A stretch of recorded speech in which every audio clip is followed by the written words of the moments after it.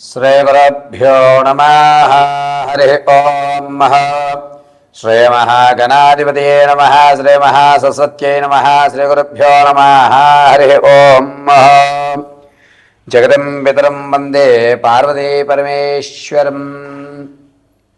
पार्वती परमेश्वर अनुग्रहंतो మా గురువుగారి యొక్క కటాక్షంతో నా తండ్రి ఆశీస్సులతో డిసెంబర్ మాసంలో ద్వాదశ రాశి వారి యొక్క ఫలితాలు ఏ విధంగా ఉండబోతున్నాయి, ఈ డిసెంబర్లో అనూహ్యమైన మార్పులు ఏమైనా జరుగుతాయా, ఆర్థికంగా ఏమైనా ఇబ్బందులు తొలగి ఆర్థిక స్థిరత్వం ఏర్పడుతుందా, డిసెంబర్లో ఏదైనా ఉద్యోగం మారేటువంటి అవకాశాలు కానీ, ఉద్యోగంలోంచి మిమ్మల్ని తొలగించేటువంటి అవకాశం కానీ, అదేవిధంగా ఆరోగ్యానికి సంబంధించిన ఇబ్బందులు కానీ,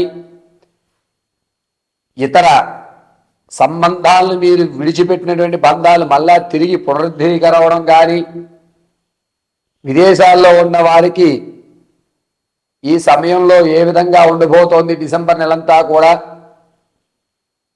వారి వారి యొక్క ప్రతి కార్యక్రమంలోనూ దిగ్విజయంగా ముందుకు సాగాలంటే ఏ దేవతామూర్తిని, ఏ మంత్రాన్ని మనం పఠించుకోవాలి, ఎటువంటి కుంకుమని మనం ధరించాలి, వచ్చేటువంటి పెను ప్రమాదం నుంచి బయటపడడానికి ఏ విధమైన జాగ్రత్తలు తీసుకోవాలి అనేటువంటి విషయాలు డిసెంబర్ నెలలో ఏ విధంగా మనం ఉంటే కలిసి వస్తుంది, మన యొక్క ఆలోచన ధోరణి ఏ విధంగా ఉండాలి అనేటువంటి పూర్తి విషయాన్ని ద్వాదశ రాశుల వారందరికీ కూడా మేషం నుంచి ప్రారంభం చేసుకుని మీనరాశి వరకు కూడా ఈ డిసెంబర్ నెలలో ఏ విధంగా ఉండబోతోంది అనేది మనం పరిశీలన చేసుకోవడం, ఈ యొక్క పరిశీలన అంతా కూడా కేవలము గోచార రీత్యా మాత్రమే మీకు తెలియజేయడం.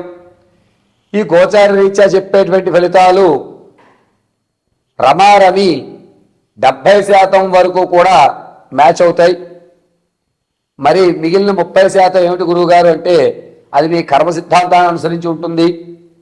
వ్యక్తిగతంగా ఇవి గోచార రీత్యా కాబట్టి వ్యక్తిగతంగా మీకు మీ జాతకాన్ని తెలుసుకోవాలంటే కనుక కింద స్క్రోల్ అవుతున్న నెంబర్ని సంప్రదించడం, ఆ నెంబర్లో మీ యొక్క గోత్రము, పేరు, date of birth, place of birth, time of birth వీటిని మాకు పంపించడం, చక్రాల్ని పరిశీలన చేసి దానికి తగు సమస్యకి పరిష్కారం చెప్పడం జరుగుతుంది.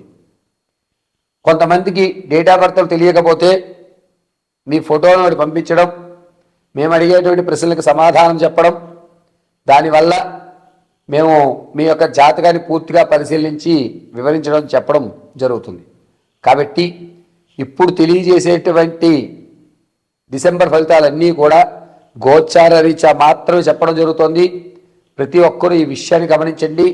కన్యారాశి వారికి డిసెంబర్ నెలలో ఏ విధంగా ఉండబోతోంది అంటే, ఈ నెలంతా కూడాను మీరు చేపట్టేటువంటి పనుల్లో ముందుకి ప్రథమాంకం అంటే డిసెంబర్ 14వ తారీఖు వరకు కూడా అత్యంత ఆనందంగా, అత్యంత ఆహ్లాదకరంగా జరుగుతుంటుంది. 14వ తారీఖు తర్వాత నుంచి కూడా నేను ఎందుకు ఈ పని ప్రారంభం చేశాను, దీనివల్ల ఎవరికి ఉపయోగం ఉంది, ఇది కనీసం నాకు కలిసి వస్తుందా అనేటువంటి అనేకమైన ప్రశ్నలు మిమ్మల్ని తలెత్తుతూ ఉంటాయి. అంతేకాకుండా కన్యారాశి వారు అకాలమైనటువంటి భోజనం చేయడం అంటే, మీ యొక్క బంధువుల్లో మీరు అనుకునేటువంటి స్నేహితులను దూరం చేసుకోవడం, అటువంటి వారి స్నేహాన్ని మీరు కోల్పోవడం అనేది జరుగుతూ ఉంటుంది. ప్రయాణాల్లో లాభదాయకం లభిస్తుంది. మీరు వెళ్ళిన చోట పని ఖచ్చితంగా అవుతూ ఉంటుంది. ఆర్థికంగా కొంచెం స్థిరత్వం అనేది ఏర్పడుతుంది. ఇప్పటి వరకు 2-3 ఉద్యోగాలు మారి నాకు ఒక ఉద్యోగ స్థిరత్వం లేదు అనుకున్న వారికి ఖచ్చితంగా స్థిరమైన ఉద్యోగం అయితే ఏర్పడుతోంది. రాజకీయ నాయకులకు అంతగా లాభించడం లేదు. ఎవరైతే మీ యొక్క స్థితిగతులను మార్చుకుందాం అనుకుంటున్నారో మీ ఆలోచనగానే ఉంటుంది. దానికి తగ్గట్టుగా ఆచరణలు అనేటువంటి ఏవి జరగవు. ఇక కన్యారాశిలో ఉన్నటువంటి వారు ప్రమాదాలు ఎక్కువ జరిగేటువంటి అవకాశం లభిస్తోంది. అది కూడాను డిసెంబర్ నెల 9వ తారీఖు నుంచి ప్రారంభం చేసుకుని డిసెంబర్ 21 వరకు కూడా వాహన ప్రమాదాలు, లేకపోతే కనుక మీ ఇంట్లో కాస్త కుర్చీలో కూర్చున్నప్పుడు అటు ఇటు బెసరడం, లేదా వాష్రూమ్ నుంచి బయటకు వచ్చేటప్పుడు జారడం అనేటువంటివి ఎక్కువ లభిస్తున్నాయి. కాబట్టి చాలా జాగ్రత్తగా కన్యారాశి వారు ఉండాలి. మీకు జరిగేటువంటి ప్రమాదం వల్ల ఈ మెడ మొత్తం కూడా నరాలు పుంజుకుపోవడం అనేది జరుగుతుంటుంది. నరాల వ్యవస్థ మీద మాత్రమే మీకు ప్రమాదం అనేది ఎక్కువ ఉంటుంది. ఎవరైతే స్టాక్ మార్కెట్ లో కానీ, రియల్ ఎస్టేట్ లో కానీ భూ సంబంధితమైన పెట్టుబడులు పెడదామనుకుంటున్నారో ఇది మంచి సమయంగా చెప్పచ్చు. మీరు పెట్టిన ప్రతి రూపాయి కలిసి వచ్చేటువంటి అవకాశాలు లభిస్తుంది. వ్యాపారాలు ప్రారంభం చేయాలి అనుకున్న వారికి మాత్రం కాస్త ఇబ్బందిదాయకంగా ఉంది. పరోక్షంగా వ్యాపారం చేయండి, ప్రత్యక్షంగా చేయవద్దు. కన్యారాశి వారు ప్రత్యక్షంగా వ్యాపారం చేయాలనే ఆలోచన ఈ నెలలో పెట్టుకోవద్దు. పరోక్షంగా మీరు బట్టలకు సంబంధించి కానీ, లేదా కోళ్ళ పరిశ్రమకు సంబంధించి కానీ, లేకపోతే కోడి దానాలకు అంటే పశువులు గ్రాసానికి సంబంధించినటువంటి ఈ ఆహార పదార్థాల వరకు పెట్టుకోండి. అద్భుతంగా కలిసి వచ్చేటువంటి అవకాశం లభిస్తూ ఉంటుంది. కన్యారాశి వారు దంపతుల మధ్య అన్యోన్యత అనేది కొంచెం తగ్గుతుంది. పైగా కన్యారాశిలో ఉన్నటువంటి వారు తాత ముత్తాతల నుంచి లభించేటువంటి స్థిరాస్తి ఏదైతే ఉందో ఆ స్థిరాస్తిని మీకు లభించేటువంటి అవకాశం చాలా తక్కువగా ఉంది. నమ్మించి మీ దగ్గర ధనాన్ని కాచేస్తారు తప్ప ఈ నెలలో మీకు స్థిరాస్తి కానీ చరాస్తులు కానీ వచ్చే అవకాశం లేదు. మీరు ఇల్లు ఏదన్నా కొనాలనుకున్నా, స్థలం ఏదన్నా కొనాలనుకుంటే కనుక డిసెంబర్ 22 నుంచి చాలా యోగదాయకంగా ఉంది. అప్పుడు మాత్రం మీరు కొనండి, మీకు బాగా కలిసి వచ్చే అవకాశాలు లభిస్తుంది. ప్రసవానికి ఎవరైతే ఉన్నారో వారి పుత్ర సంతానాన్ని కలుగుతుంది. ఎవరైతే సంతానం కొరకు చూస్తున్నారో వారికి అంతగా యోగజగా లేదు. ఈ నెల కూడా నిరుత్సాహంగా జరుగుతోంది.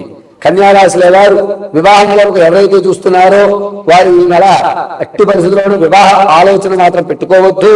ఈ నెలలో వచ్చేటువంటి సంబంధాలన్నీ కూడా మోసభూయితమైనటువంటి సంబంధాలు మీకు లభిస్తూ ఉంటాయి. కాబట్టి ఈ నెలలో ఎట్టి పరిస్థితుల్లోనూ సంబంధము అనేటువంటి వివాహ సంబంధము అనేటువంటి వ్యవస్థ పెట్టుకోకండి.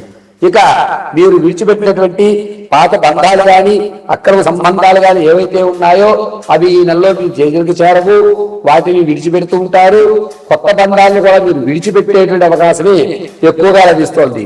అంతేకాకుండా కన్యారాశి వారికి ఈ నెలంతా కూడాను యోగదాయకంగా 14 వరకు ఉండడం, 15వ తారీఖు నుంచి చికాకులు రావడం అనేటువంటి సంభవించడం వల్ల దైవానుగ్రహం చాలా ఎక్కువగా కావాలి.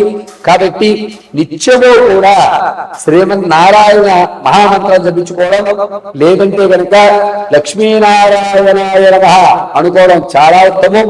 అంతేకాకుండా కన్యారాశిలో ఉన్నటువంటి వారు ఆరోగ్యపరమైన ఇబ్బందులు జరుగుతూ ఉన్నాయి. కాబట్టి మీ యొక్క ఇంట్లోనే ప్రతిరోజు కూడాను పరమాన్నం గాని, లేదా బెల్లం, తాటి బెల్లాన్ని గాని నైవేద్యంగా సమర్పించండి. కన్యారాశి వారి ఆరోగ్య సమస్యల నుంచి శ్రీమన్నారాయణ రక్షిస్తూ ఉంటాడు. అదేవిధంగా ప్రతి నిత్యము కూడా కన్యారాశి వారు అడ్డంగా సింధూరాన్ని ధరించండి. మధ్య భాగంలో చందనాన్ని పెట్టుకోండి. శ్రీమన్నారాయణ కటాక్షం కలుగుతుంది. ఆర్థికమైన స్థిరత్వం మీకు ఏర్పడే అవకాశం లభిస్తూ ఉంటుంది.